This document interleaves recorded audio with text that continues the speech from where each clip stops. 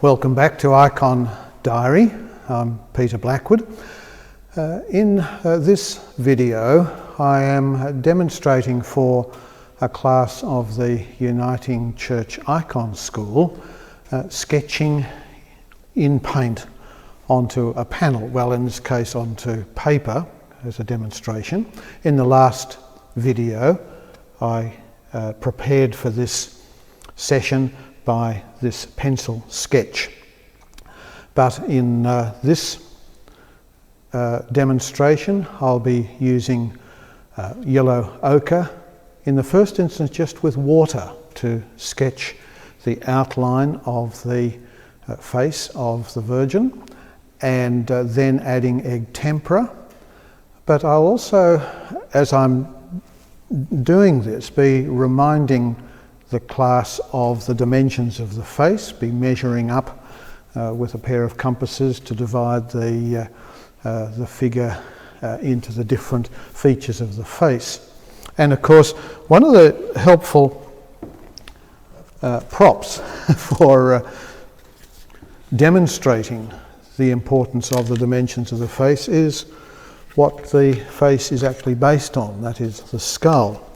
And I'll be particularly reminding the class of the eye sockets and what fits into the eye socket, so that we have an idea behind what we're painting, what is actually there, what is forming the space where the sphere, the eyeball, fits, and why the eye socket dictates where creases and shadows are around the eyes. Also, although this skull doesn't have a very prominent brow bone, that does dictate for us where light falls onto our face. So, we proceed with the demonstration of painting, of sketching with paint in icon art. But I can't resist. Alas, poor Yorick, I knew him, Horatio. We're going to start with yellow ochre. Couple of reasons for yellow ochre. One is that it's nice and visible on white, and the other is that it's really cheap. It's one of the cheapest. So we can splash it around like anything. And I'm using a hog hairbrush, yellow ochre and water. No egg, just water. In fact, I might even add some more water so that it's even more dilute. Well, that helps, but also it helps with making corrections.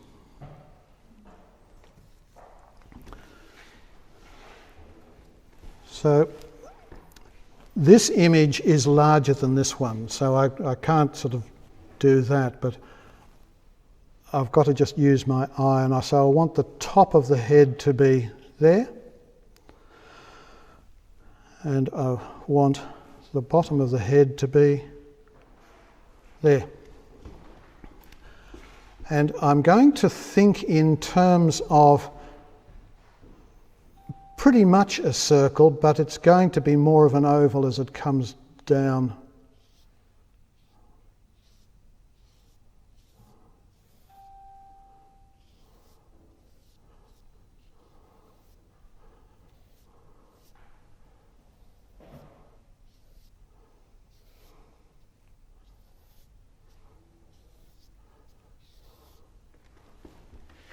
I had put a centre line down there.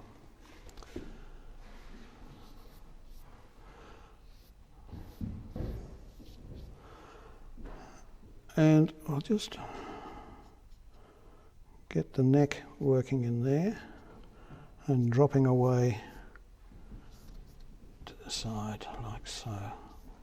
So I can stand back and I can look at that and say, yeah, that's pretty much, I'll just check how central that is, and it's okay. It's a bit across this way, whereas in this sketch it was a bit that way. So I'm going to swap over. I'm going to put the nose on this side of the centre line. That'll be fine. But before we do anything more, we need to work out where the features on this face are going to go. So we're going to divide this line into 4. And it's just trial and error.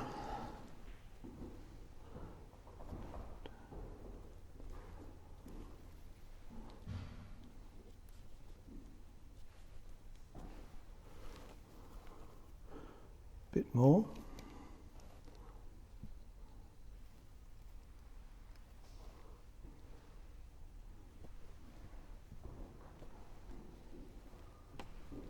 There we go.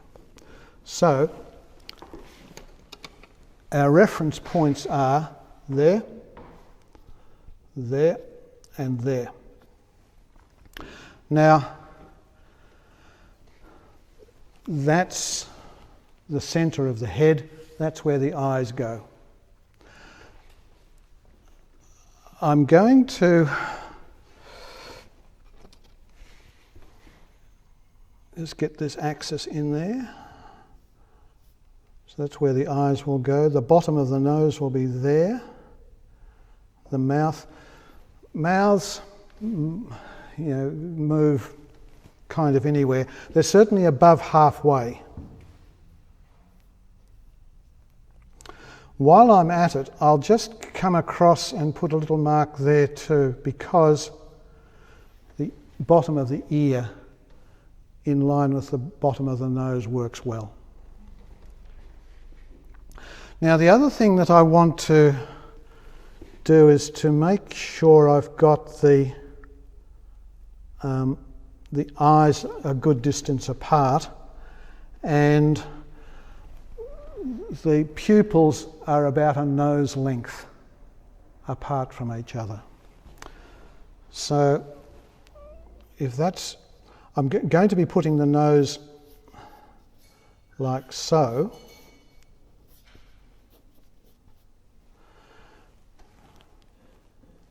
So my eyes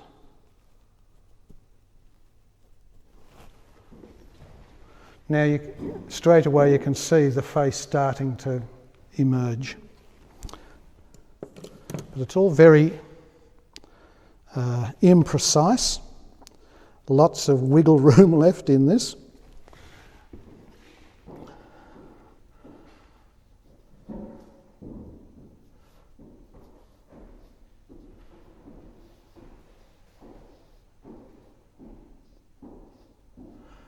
I'm just putting the bottom of the lip in, and as a straight line rather than as a curve.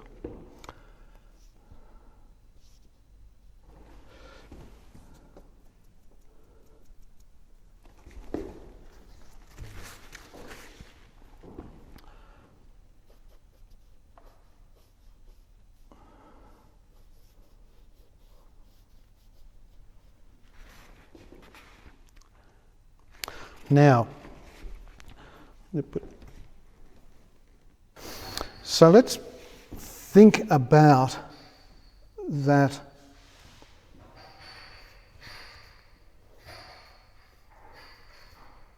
socket, that eye socket, and you can see what Philip has done here with that socket. You can see it all through here with the shading. But let's just get the shape of the eye working.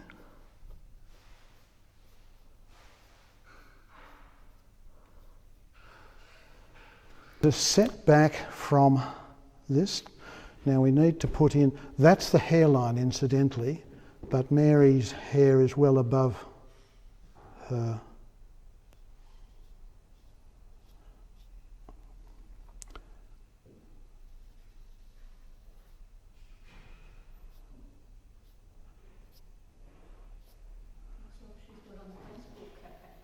Yeah.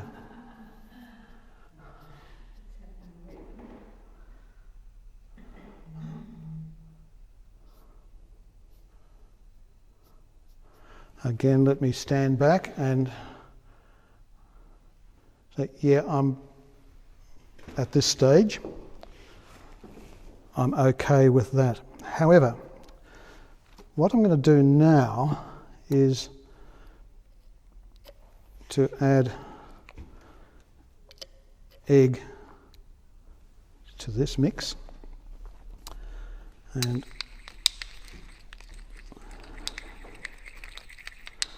also change brush to the something finer, a 3 Kolinsky.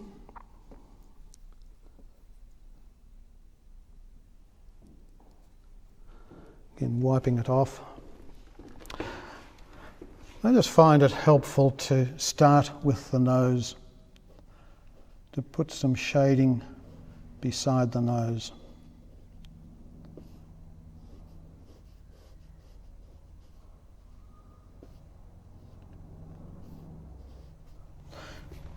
Oh, incidentally, that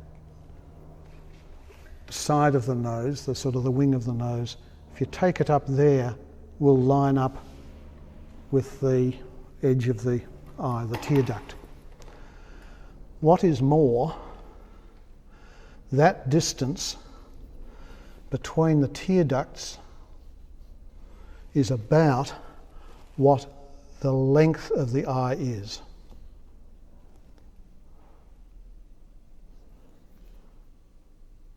What is more, so you've got width of an eye, same as the distance between the other eye, so that's 3,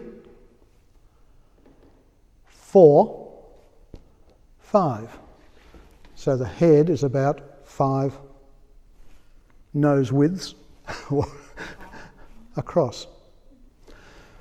However, because we have put the nose on this side of the centre, we can be putting more distance there and taking it away from there.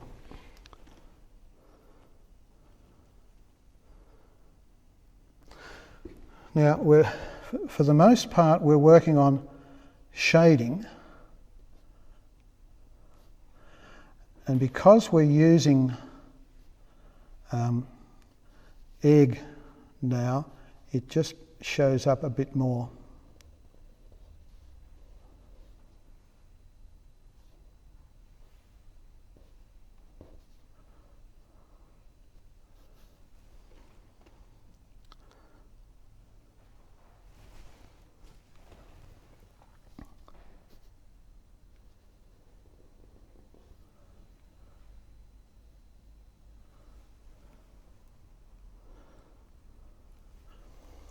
So we're working pretty much in monochrome now. The eye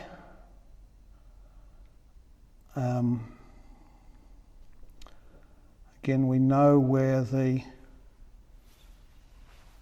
pupil will be,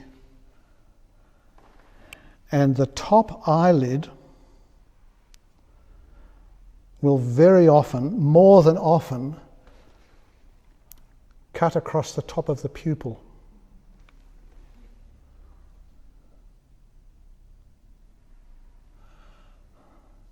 Just checking on that model.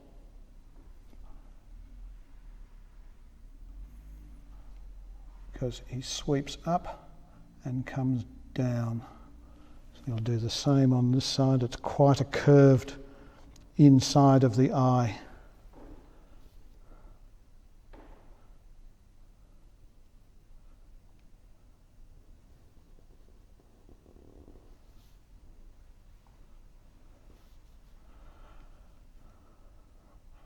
Then as we do that,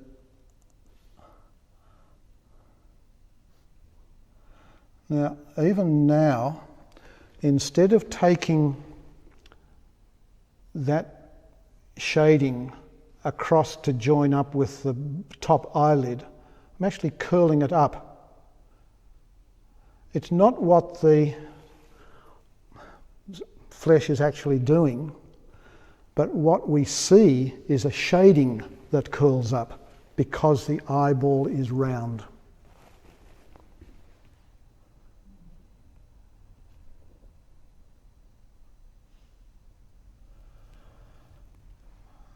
Speaking of shading, let's get some of the shading below the eye working. And of course above.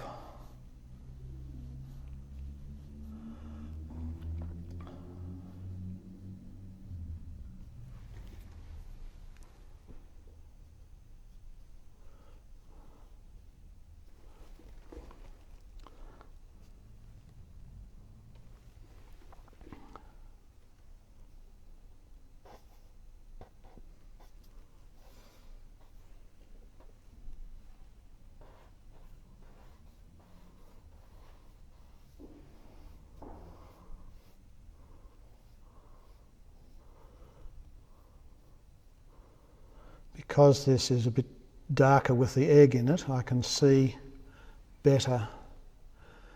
I do want to get this shape coming around the wimple, as that is quite defining, isn't it? The way in which the comes quite close to that eyebrow. That ear needs to come in a bit. And this.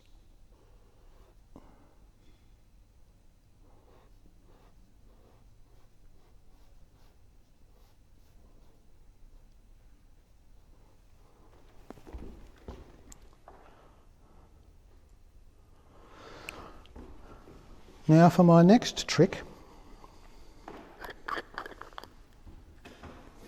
This is Mars Black. I put a tiny bit of Mars Black in my yellow ochre.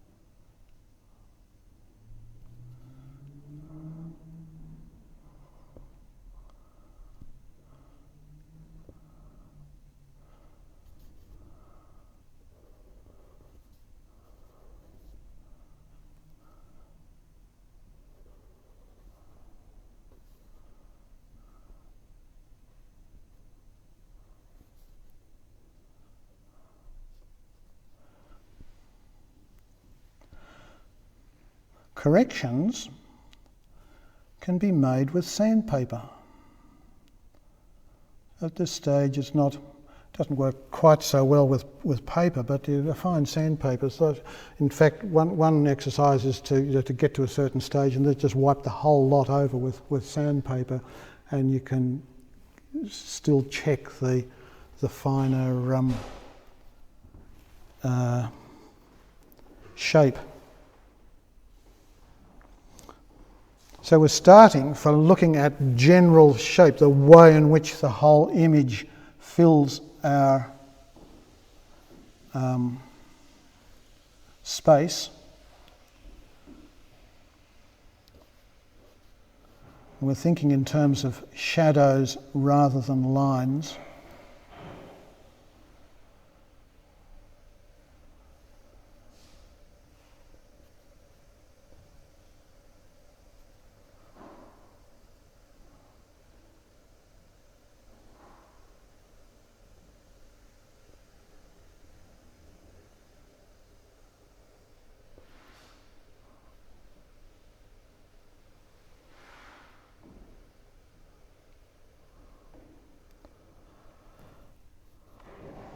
While I've said that the eye is round, you can find in iconography that the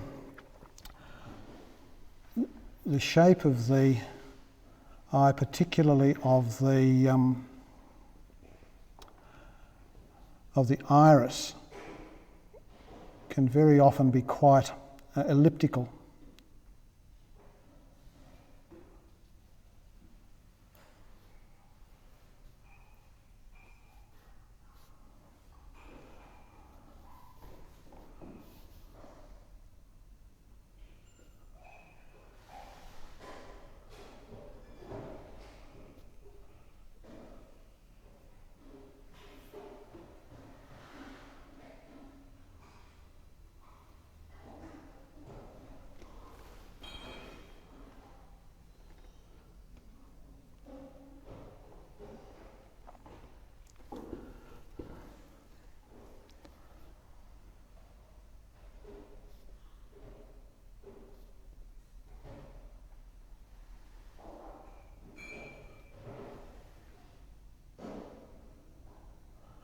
Because one of the most common comments about icons, particularly Mary, is, why isn't she smiling?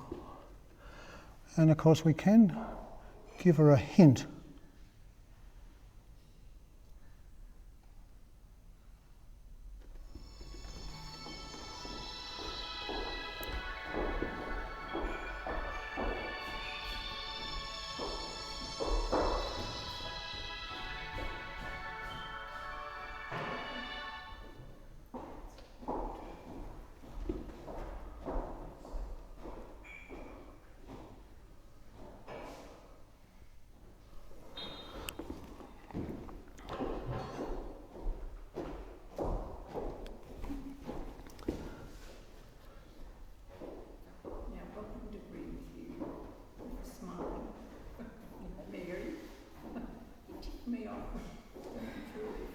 Who was that? Rob. Yes.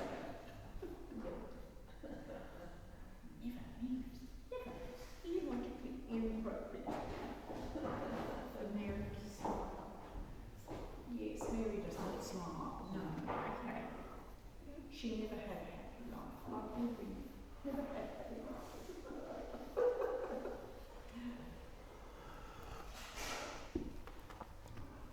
I'm going to use a bigger brush now, and I'm going to right.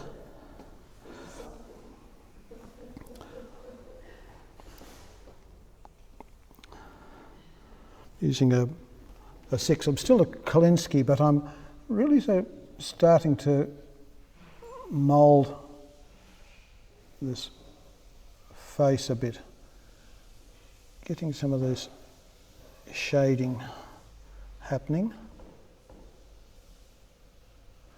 And I'm going to finish this soon because it's enough for this session.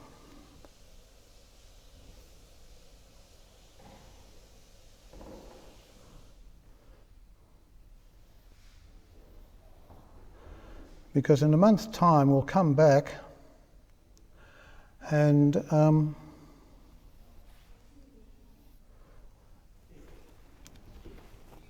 block that all in and do the highlights. So this whole exercise will take us up over a number of months.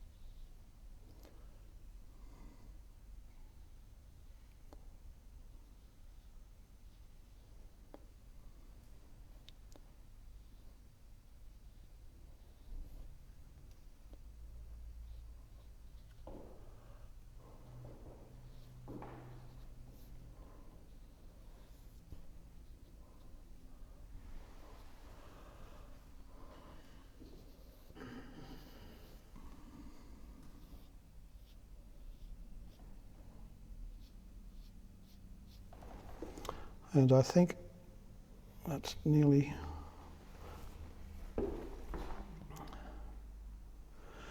It's looking fairly severe, but... She had a very gentle glow about her originally, and she's kind of looking very kind of... Oh, that's because you're putting in all the details, Peter. And she's aged. She has. Peter takes brilliant notes. He takes brilliant notes. He's got a great memory. He writes all these things down while it's been demonstrated. Oh. And so he's a very good teacher. I think, well... I don't know about the beard though, I really... It's just, if you take